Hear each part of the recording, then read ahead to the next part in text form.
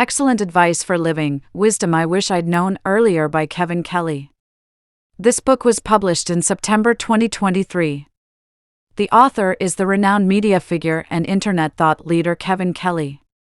Kevin Kelly has held prominent positions in the field, such as serving as the editor of the well-known technology magazine Wired. He has also worked as a contributor for prestigious publications like the New York Times, The Economist, Time, and Scientific American. The idea behind this book emerged when Kevin Kelly turned 68 years old. He compiled a collection of personal life advice for his just adult children. This project evolved into an ongoing tradition where he would document life advice every year on his birthday. Over several years, he accumulated 460 pieces of advice, eventually publishing them in the book Valuable Life Advice. Kevin Kelly wanted his advice to be as concise as possible, so this book is presented in a proverbial style. The advice is disconnected, with no explicit connections between them. One piece of advice might be about your previous mistake being your best teacher, and the next could be as practical as reminding you to check the small arrow on a car dashboard that indicates the direction of the fuel tank. The advice is sometimes humorous and unconventional, reflecting Kevin Kelly's playful and mischievous personality. For example, if you drive through a place you might not be allowed to go, you should act calm and confident, as if you belong there.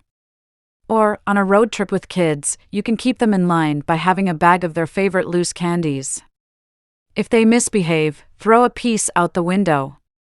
You can almost picture Kevin Kelly with a mischievous grin while writing these pieces of advice. I've summarized the 4 critical choices that Kelly is most concerned with.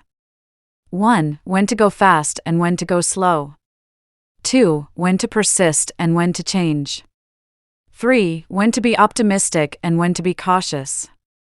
4. When to be proactive and when to retreat. When to go fast and when to go slow. In Kevin Kelly's view, work should be done more swiftly. In his book, Kevin Kelly shares numerous methods to enhance work efficiency. The core idea is to speed up the transition into a working state, moving from ideation to action more rapidly and increasing your output. Therefore, according to Kevin Kelly, setting deadlines for essential tasks is crucial. Deadlines help you filter out less relevant matters, allowing you to get into a working mode more quickly. They also enable you to abandon perfectionism. You might even discover unexpected solutions when you go fast and work under deadline pressure. If your work is related to creativity, time is of the essence, as ideas are fleeting. In Kevin Kelly's experience, a new idea often disappears from your mind in less than 5 minutes. You should take action within those 5 minutes. What should you do during this time? First, write down your idea to ensure it stays put. More importantly, follow the idea immediately by creating a tangible representation, such as a sketch or a cardboard model. It allows you to see if your idea can become a reality. The benefit of this approach is that ideas often appear perfect in your mind, but they might face challenges. If you encounter procrastination while working, Kevin Kelly offers an unconventional suggestion: make it your most important task instead of resisting procrastination. Embrace procrastination as if it's your primary task. How does one genuinely embrace procrastination? You can set a 5-minute countdown during which you do nothing, which means no work, smartphone use, gaming, or chatting with others. Kevin Kelly claims that you'll be unable to continue procrastinating after these 5 minutes, and you'll even crave work. Procrastination isn't the natural enemy of efficiency, but distraction is. In this sense, multitasking is not the solution. Kevin Kelly advises maintaining focus as much as possible and avoiding distractions. Don't engage in texting when walking, running, cycling, or driving. Waiting is acceptable. Nobody will forget you because of a 1-minute delay. In this book, Kevin Kelly provides several pieces of efficiency advice, all of which revolve around maintaining focus and avoiding distractions. He introduces 4 screens to help us filter out things that can easily distract us but are not essential. 1. The first screen, as mentioned earlier, setting deadlines helps filter out non-essential tasks, forcing you to focus on what truly matters.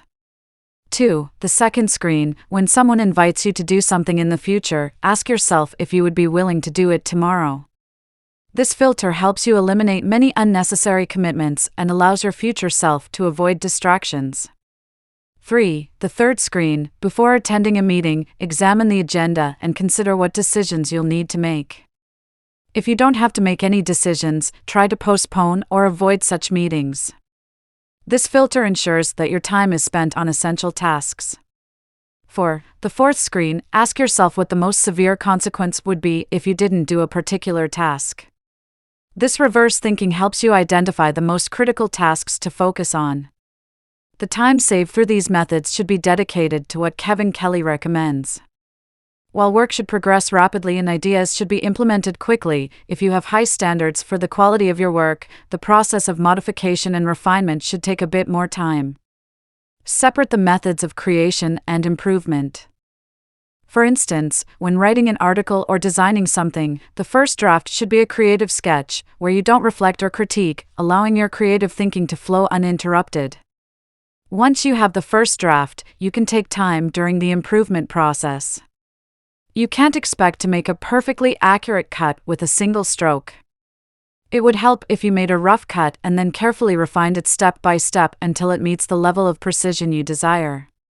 Kevin Kelly suggests being prepared for the idea that if you've completed 90% of a large project, the final 10% may require 90% of your effort. In this light, speed in your work is to refine the last 10%, giving you time to perfect it. It is Kevin Kelly's perspective on when to go fast and slow in work, along with his efficiency advice. As for life, Kevin Kelly advises taking it a bit slower. For instance, when visiting a museum, instead of quickly glancing at 100 exhibits for just half a minute each, it's better to focus on just 5 exhibits and spend 10 minutes with each. Slowing down is the key to genuinely appreciating a work of art. Extending this idea to life in general, Kevin Kelly suggests that you should reserve a small corner of your life where you can afford to be less efficient. In this space, you can take your time and savor the experience. Even if you don't achieve something significant or are not exceptionally skilled at it, that's perfectly fine. There's no need to feel guilty if this activity brings enjoyment. Embracing slowness can help you maintain a sense of youthfulness, as Kevin Kelly believes that the importance of efficiency is often overestimated. At the same time, the value of leisure and relaxation is underestimated. Kevin Kelly emphasizes the significance of maintaining a balance between the fast pace of work and the slower, more relaxed pace of life. He encourages you to bring out the finer things and enjoy them more frequently rather than saving them for special occasions. In summary, Kevin Kelly's perspective on life is to maintain efficiency at work and allow yourself to slow down during leisure activities. When to persist and when to change. Most of the time, Kevin Kelly recommends that we embrace change. He says that whenever you can't choose between different paths, you should choose the one that leads to change. If you've read Kevin Kelly's books about the future, you would know he approaches technology from an evolutionary perspective. He maintains this mindset in his valuable life advice, viewing our lives through an evolutionary lens.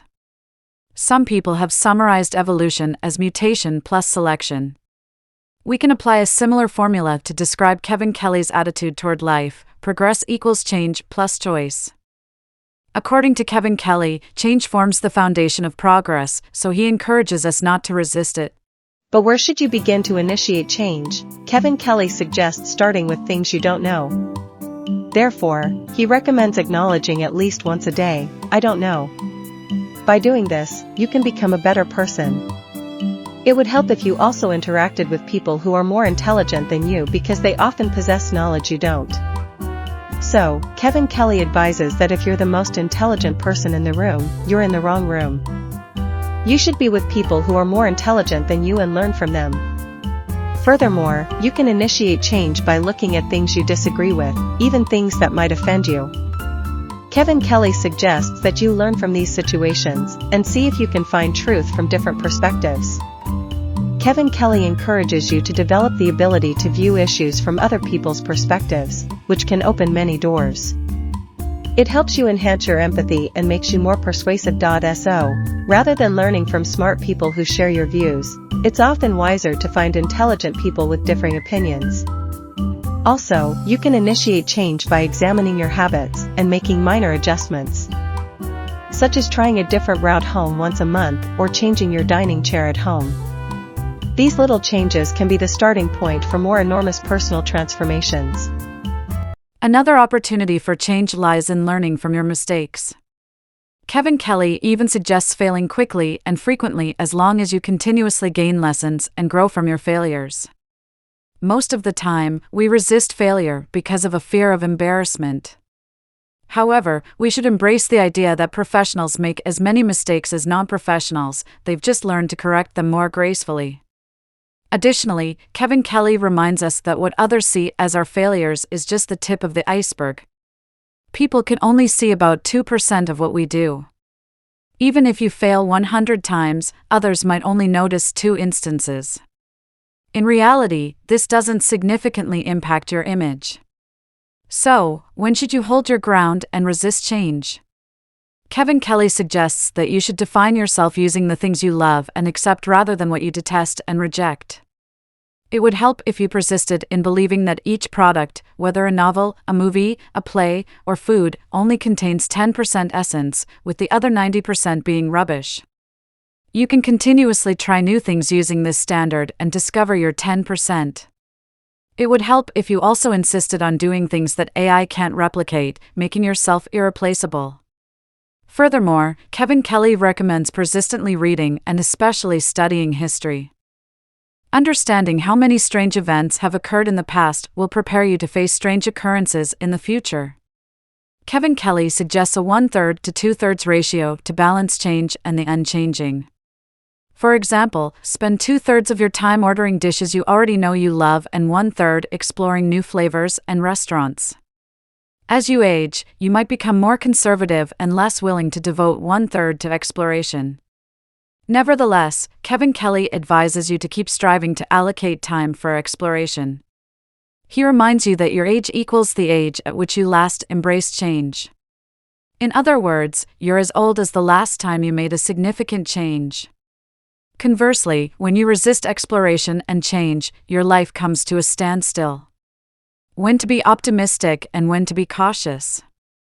Most of the time, Kevin Kelly advises us to maintain optimism. Among the 500 pieces of life advice, my favorite is when he says that being optimistic is equivalent to increasing your IQ by 25 points. Why does he claim that optimism boosts your intelligence? According to Kevin Kelly, the times when you feel fear are the moments when you lack imagination. Conversely, fear often dissolves if you can find ways to expand your imagination. Thus, Kevin Kelly suggests that the antidote to fear is not bravery but imagination. Kevin Kelly himself acknowledges that he is part of a minority in the field of technology. Most people instinctively adopt a pessimistic mindset when facing new technological waves. For example, when AI rises, many people immediately wonder if AI will take over their jobs or if the future will see humans enslaved by AI. However, Kevin Kelly always believes that technological progress can make the world a better place. He is not unthinkingly optimistic, but maintains that technology's good aspects account for 49%, while its bad aspects only account for 51%. Although it's just a 2% difference, considering this ratio over an extended period accumulates into significant progress. For the past 200 years, the world has continuously improved in small steps. Through this pattern, Kevin Kelly believes that the future will continue progressing. Thus, he states that, in the long term, the future is determined by optimists. Becoming an optimist doesn't mean we have to ignore the problems we've created. You need to imagine how excellent our problem-solving capabilities can be. Returning to our life attitudes, Kevin Kelly also advises us to be optimistic. He even suggests we should have a bit of optimistic delusion, which is the opposite of pessimistic delusion. People with pessimistic delusions tend to imagine the world conspiring against them. Kevin Kelly suggests that you imagine the universe conspiring to help you succeed. To help you succeed. While hearing this, you might think Kevin Kelly is overly optimistic, but in this book, he also offers advice on when to be cautious. There are 4 things he doesn't take lightly. 1. When using sharp objects, always maintain distance. 2. When flying on a plane or staying in a hotel, take a minute to locate the emergency exit. 3. Aside from love, you should establish an exit strategy for almost everything from the beginning. 4. Remember to back up important documents and, ideally, create backups of your backups. If you lose data, photos, or notes, how much money would you be willing to pay to recover them? Backup is significantly cheaper than regret. When you should be proactive and when you should step back. Kevin Kelly strongly advises you to be aggressive and even more proactive in interpersonal relationships. Most people, he says, are passive in their relationships. Kevin Kelly suggests that everyone is somewhat shy, and others are waiting for you to introduce themselves, email them, or invite them to meet up. Don't hesitate to do these things, even if you might face rejection. You should maintain your proactive approach, because you'll find that many people are hesitant to refuse you a second time. In the book, Kevin Kelly shares 2 rules for interpersonal relationships, the 3rd rule and the 7th rule. The 3rd rule helps you obtain the answers you truly seek. After you ask someone a question and they provide an answer, you can follow up by asking them to explain their answer. You can continue to request clarification from the person 3 times. The answer you receive on the 3rd iteration will be the one closest to the truth. The 7th rule helps you find the most valuable people to consult. If you ask someone a question and they don't know the answer, you can ask them whom they think you should ask next. You can apply the same approach to the next person you request, and if you keep pursuing this line of questioning, you will likely find the 7th person who can provide you with the answer. Kevin Kelly also advises that you should be proactive in reconnecting with others. While there are many such pieces of advice in the book emphasizing kindness and politeness, Kevin Kelly believes that the returns you gain in your interpersonal relationships will far surpass your efforts. He lists 2 primary reasons for this. 1. Others can help you see the future more clearly. You need mentors, parents, customers, fans, and friends because they often see what kind of person you will become before you do. 2. Others can also help you see the present more clearly. Kevin Kelly believes that success requires 3 skills. The ability to persist before something succeeds, the ability to dare to abandon things that aren't working, and the ability to find good mentors and friends to help you distinguish what to persist with and what to leave. After covering Kevin Kelly's valuable life advice in the previous sections, I'd like to share his last advice in this book, How to Use This Book. Kevin Kelly says, these suggestions aren't rules. They're like hats. If one doesn't fit, try another.